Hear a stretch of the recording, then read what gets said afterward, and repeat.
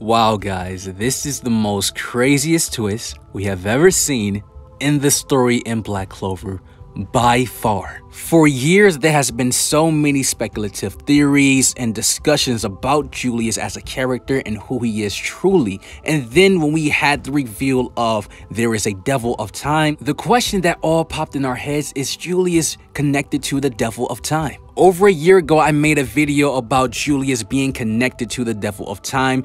Is that he's a devil host, or his time magic is somewhat connected and he's not a devil host, but he's still connected to the Cliftoff? And it turns out, as a community of everyone that speculated and theorized that Julius has to be connected to the Tree of Cliftoff somehow with a devil, it turns out to be the case with this chapter. But with the fourth Zogratis sibling as well. So many connections here, so many things we got to dive into. Because the time devil has been revealed. It's also time for you to subscribe to the channel with notification bells on and leave a like on the video, because Black Clover will be on a 3-month break after this chapter, and you guys gonna want to stick around with this channel because I'm going to flood you guys with so much Black Clover content you might want to keep up. So go crazy on that subscribe button, just like we're about to go crazy about this chapter. So the chapter starts off with Noct taking Yuno to meet his mother, Lady Seal. The queen survived, which makes sense because knowing Dante, he likes to keep arcane mages, especially women, alive. Just like when he saw Vanessa and Gray, he was like, be my women. And if Lady Seal's moon magic is arcane, it makes a lot of sense why she was still around. And in chapter 246, we only saw the body of the king. We did not see Lady Seal. After Lady Seal seeing Yuno, she talks about how proud she is to see that he grew up such a fine young man. Ralph and the Spade Citizens asks Yuno, is he going to return to the Spade Kingdom so they can restore this entire country? Because now that we know that Yuno's father is no longer in the picture,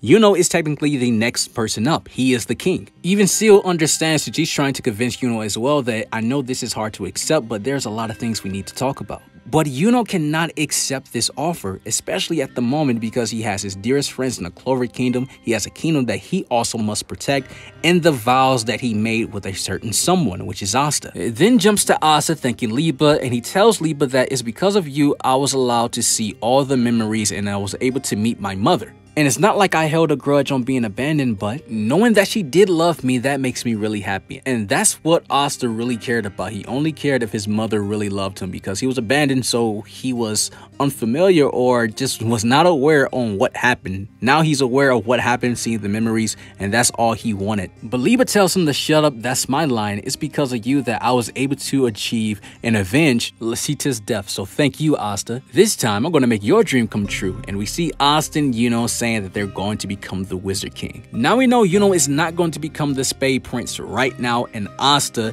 he's still striving to be the Wizard King, and that's what Yuno wants as well. So this battle between these two is inevitable in the future. But Asta knows that there are things that needs to happen before that, and he needs to go back to the country to prove to everyone in the Clover Kingdom that Liba is not a bad guy. And Asta also talks about that they need to prove it to that Magic Council guy, which they're talking about Damnatio, because Liba's like, yeah, I hate that dude. This is when things get crazy, because we see the clock tower that Tabata has been showing us this entire arc, and things just get way too crazy from here. After Julius was done talking to Marx, saying that he's thankful for his hard work, he starts to think to himself that I'm thankful for the battle in the Spade Kingdom that has finally ended, but something is just not adding up. He starts thinking about this uneasy feeling that he once had, where he states in chapter 311 that something enormous is about to emerge. But we thought at that time that he was talking about Lucifero. But Julius also had this feeling even when the ancient demon was attacking the Clover Kingdom. Damnatio comes in to talk to Julius and says that we need to talk about something important, and he mentions that he's been discovering and researching all the existence of the families that dealt with devils, which he started doing this research ever since the court trial with Asta. These documents go all the way back to 20 years. He finds out the information about the devils in the Cliftoff tree, and that there is no mention of Megicula, which is true in demonology. Her name does not show up. Megicula does not exist in demonology. He learns about the 3 rulers, which is Lucifero of gravity magic, which is also known as Satan, and Beelzebub of spatial magic. And finally, we have the name of the devil of time, and it's indeed Astaroth. The problem is that somehow Astaroth vanished from the underworld and Megicula took his place. This means that supreme rank devils is only a title for those that consist within the spheres of the Cliftoff tree. Lucifero was just defeated, and depending on what Adramelech does with Lucifero's heart, he can also get replaced as well. Damnatio goes to continue, and he talks about that perhaps this is just a coincidence, but based on his research to this date, there's only been one person that bears time magic that's ever lived in the world, and that is Julius. Ever since we found out that Megicula is the father of all cursed magic, and all cursed magic within the world that anybody uses all connects to Megicula,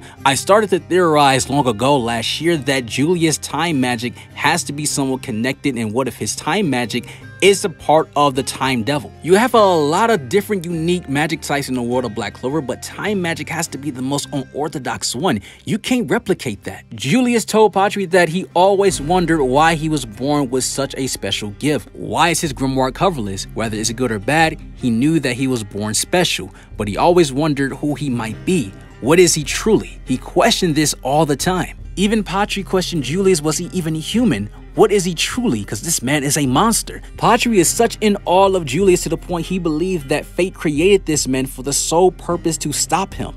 Patri couldn't see Julius as just a human. It's almost like he saw Julius as a god, and that being a Wizard King was his weakness. We then see the panels of all the flashback with Julius, his interactions with Yami and William, Morgan, even the panels where he questions his own existence. He started to think to himself like, it really is me. When he was answering the question when Damnatio asks, are you the devil that's been saving this country? The problem with this panel though is that Julius' expression, he doesn't have the expression like, yeah, you call me red-handed. Yeah, it's me. I've been the devil this entire time. It's almost like he just realized who he is. It's the look of fear and shockness that he has that's a dead giveaway that he did not know this entire time. It's not the look that he got his hand caught in the cookie jar, because it's just like what I talked about earlier, that Julius always questioned his own existence on why he has time magic to begin with. He never knew. Julius had identity crisis all the time, and he was extremely vulnerable to Patri about it.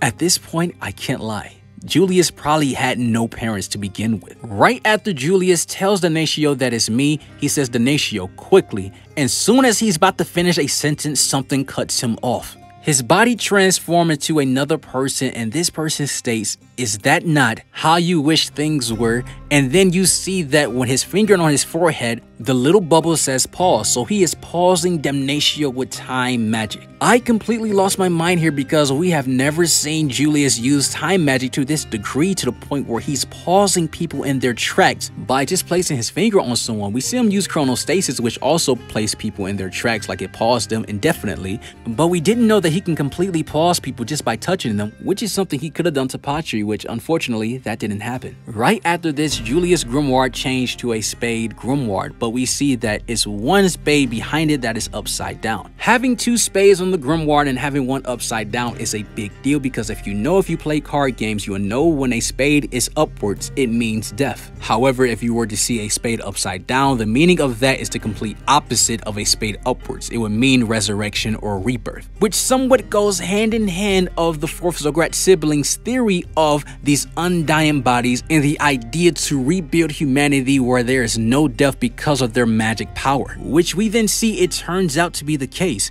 Adramelic is in the window with Lucifero's heart, and he says, yo, everything pretty much happened like you said it would. Lucius Zogratis. The fourth sibling was revealed, and he says, time is up. So this whole situation with Lucifero's defeat, everything went as planned. This is why Adramelic did not join in. Everything that has happened in this arc was designed by Lucius Zogratis, and not just this arc, but just in the beginning of Julius' existence, which pretty much the entire story of Black Clover, this man has been plotting. And we also see that symbol that is on his head. It looks like a sun, which we know that Lois, Yuno's father, had sun magic. Could this be a connection between that? So many possibilities. However, you also cannot ignore that this symbol also looks like the Shadow Palace, which is also a gateway to the underworld. This also makes a lot of sense when Oz and everyone met with Gordon's dad, Nathan. He showed a map of the whole world of people that are cursed or connected to a devil somehow, but he couldn't tell who's exactly cursed. Two popped up and everyone assumed that it had to be Henry, but Gordon's dad mentioned that there's also a huge flame in the royal capital. But soon as that huge flame starts to emerge, it switched to the Heart Kingdom because it was the biggest one. So really no one ever paid attention to Gordon's dad mentioning that there is a huge flame in the royal capital where Julius lives, but at the same time they probably thought that it was William, so no one really paid attention to it. Tabata truly left us with the biggest chapter to disappear for 3 months. This chapter was insane, and man, it's so sad to know that this is the final arc of Black Clover, but at the same time this arc could go on for quite a while because this reveal changes everything. And for the next 3 months, the coverage on this channel of Black Clover is going to skyrocket with this crazy reveal and Sabachi just leaving us for 3 months. So be sure to subscribe with notification bells on, leave a like on the video. Tell me your thoughts on how you felt about this chapter. You guys have an awesome life. Take care of yourselves, stay blessed, and I'll catch you guys in the next one.